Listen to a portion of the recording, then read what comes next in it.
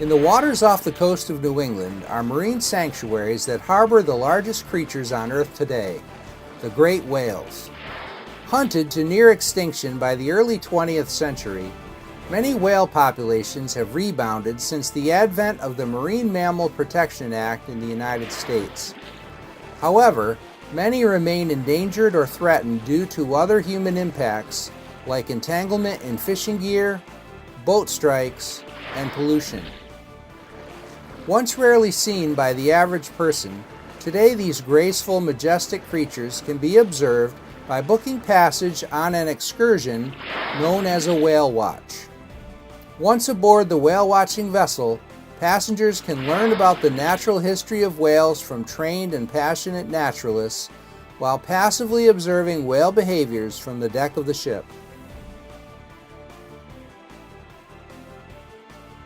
Join us as we talk to an interpretive naturalist about whales and the principles of responsible whale watching. We'll go on a whale watch of our own and try to observe these remarkable creatures in the wild in this adventure called In Pursuit of Whales.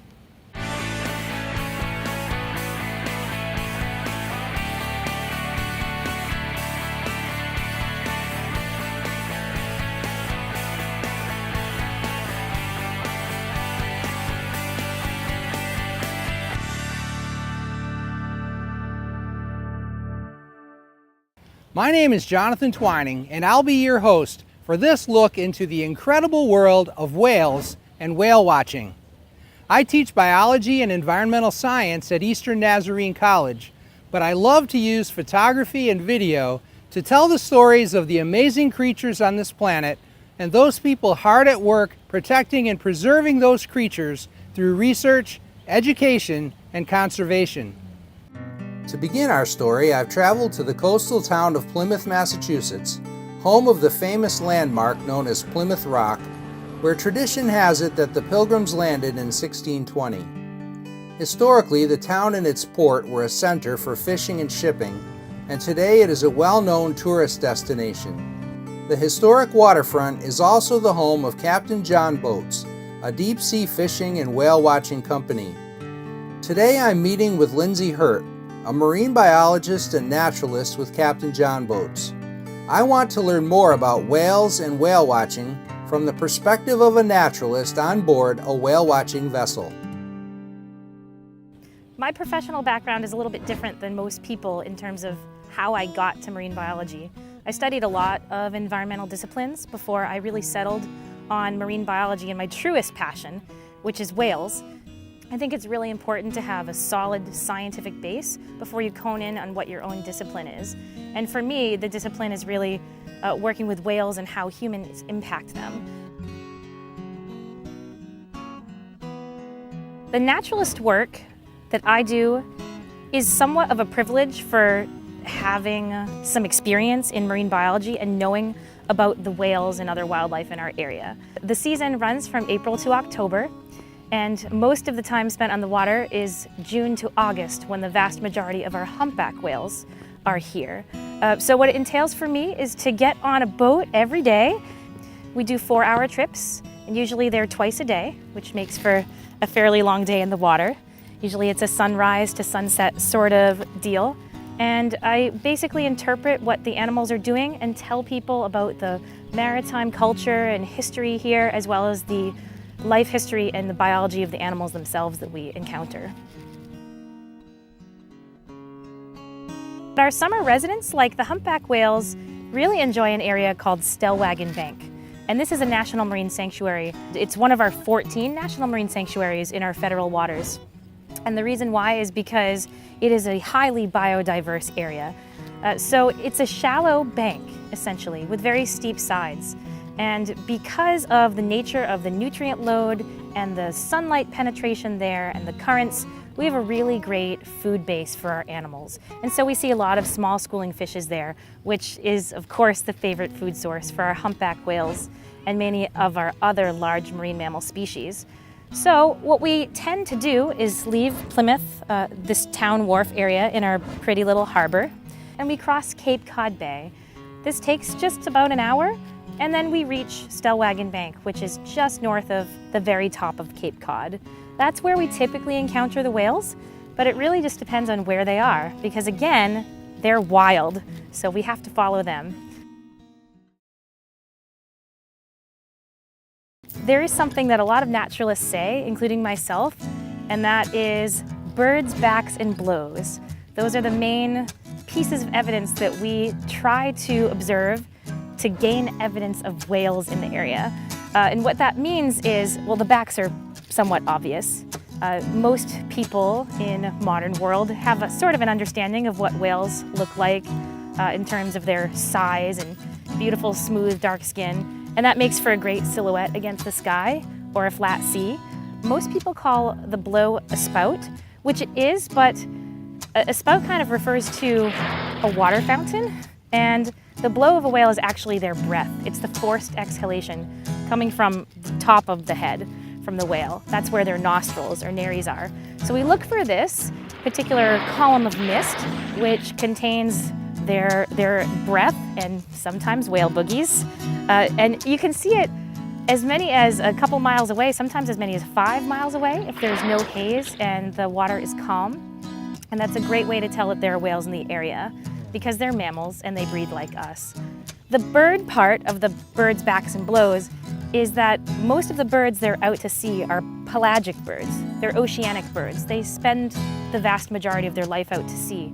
And so in order to assimilate to that aquatic lifestyle, they eat essentially the same food that our humpback whales do. And that's usually small schooling fishes and some of the macroplankton that we see on the surface of the water, like copepods or other types of plankton. It's a wild tour. There are no fences. We don't know exactly where the whales will be, but we have a sense of their generalized location. And this is because we expect to see them in their feeding grounds over the summer, as I described earlier, that April to October period. And the height of that time, again, is midsummer, the warmer weather. They're feeding here off of the coast of Cape Cod in this area known as Stellwagen Bank. And so what we do is we like to drive right to the very edge of the bank, and then we start to search. A lot of what we see can depend on the weather and people's comfort level. That sort of goes in line with how high the seas are, how warm it is, how much wind there is. And not only that, but it does affect the visibility level. When the seas are higher, it's a little bit more difficult to find whales, but we always look for that blow or the spout that I was talking about. And this can be visible in any weather whatsoever. As far as the type of whales that we see, humpbacks are always my main goal because they're the most gregarious whales, and they do tend to spend a lot of time at the surface in the summer. We sometimes encounter minke whales, which are a smaller baleen whale, and the finback whale, which is a much larger animal. They're actually the second largest animal on the planet, and they're very graceful and slender and beautiful. I love looking at all types of whale behaviors, but the humpback whales tend to be my favorite. As I mentioned earlier, they're a really gregarious species, and because they're fairly large, the majority of our adult, mature humpback whales are somewhere in the range of 45 to 50 feet in body length, that's sizable. That's about half the length of our boat. Sometimes when they're at the surface of the water, they will just be in a resting state, and that is called logging. And it essentially looks as if they're doing a dead man's float. And although that may be boring to some people, it's really interesting to researchers and observers like myself because we get a great chance for the whale to be very still so that we can look at every part of its body and observe them in rest. We see some other behaviors that are much, much more active. I think that one of the most iconic whale stories of all time is the breaching humpback whale. We see this actually in all waters on the planet and in all marine waters, shall I say, because of course they are ocean mammals. And this is the propulsion of the whale right out of the water. Sometimes they do it just a half the body or just slap their chin on the water. But a lot of times when they do this action, they'll propel their entire body out and then come falling back under the water in the world's largest belly flop. And this is a really fun thing to watch. It's really exciting. It makes a huge noise, and it's a lot of body weight. So it's a really fun thing to look at. The humpback whales especially enjoy lifting their tails out of the water when they go for deep or sounding dives. And that's a beautiful thing to see because we get a great look at their fluke with the two lobes. Another thing that they are really good at is taking their long pectoral flippers and slapping those against the water. And that is essentially called flipper slapping. We see that sometimes as well. It's really fun.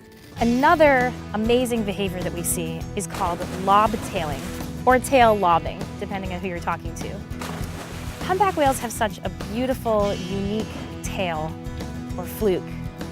And their tail stalk, the part that is between the dorsal fin on the back and the very end of their body, where the fluke is such a muscular region, and it's their primary means of propulsion. So there's a lot of power there.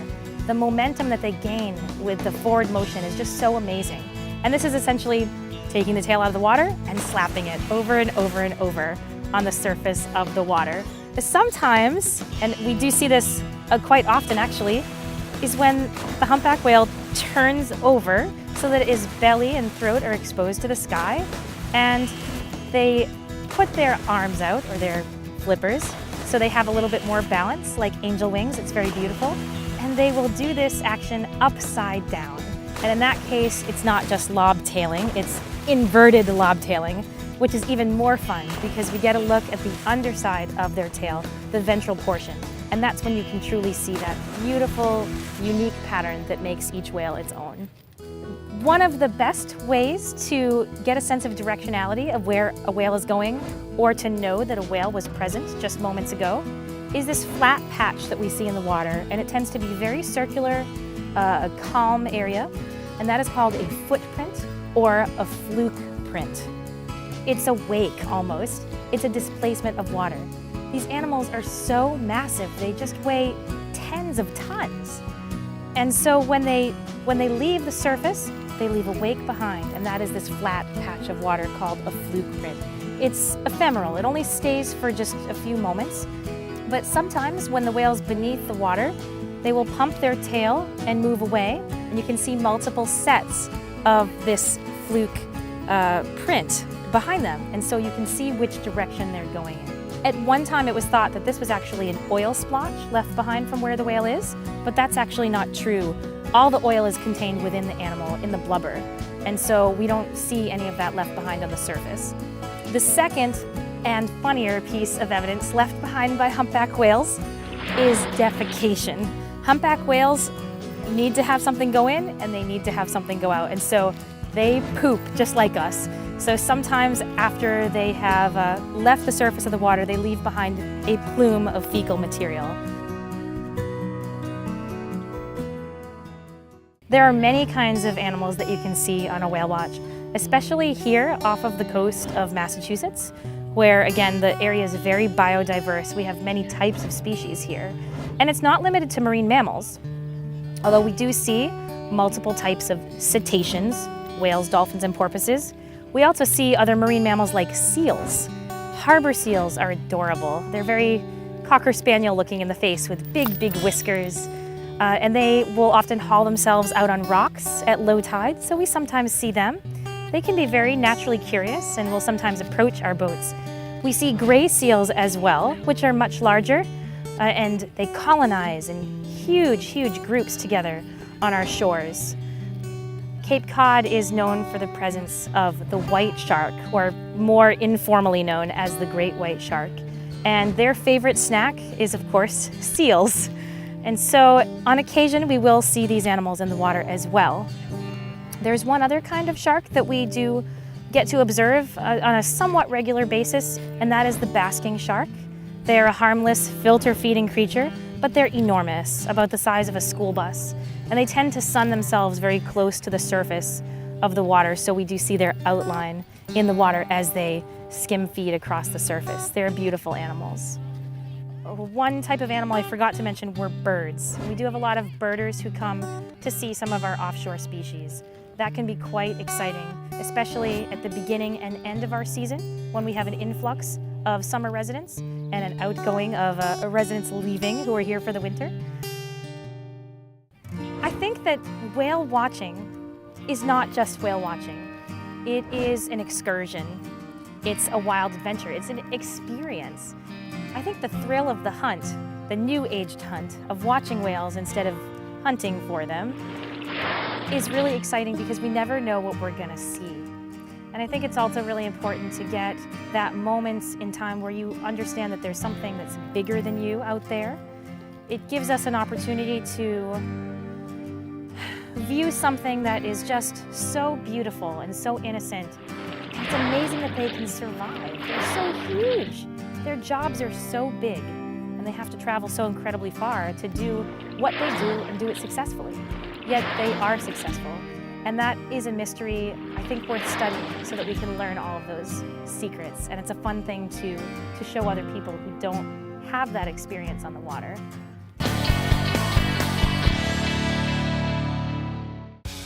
Will I finally get to see some whales of my own? Find out next in part 2 of In Pursuit of Whales.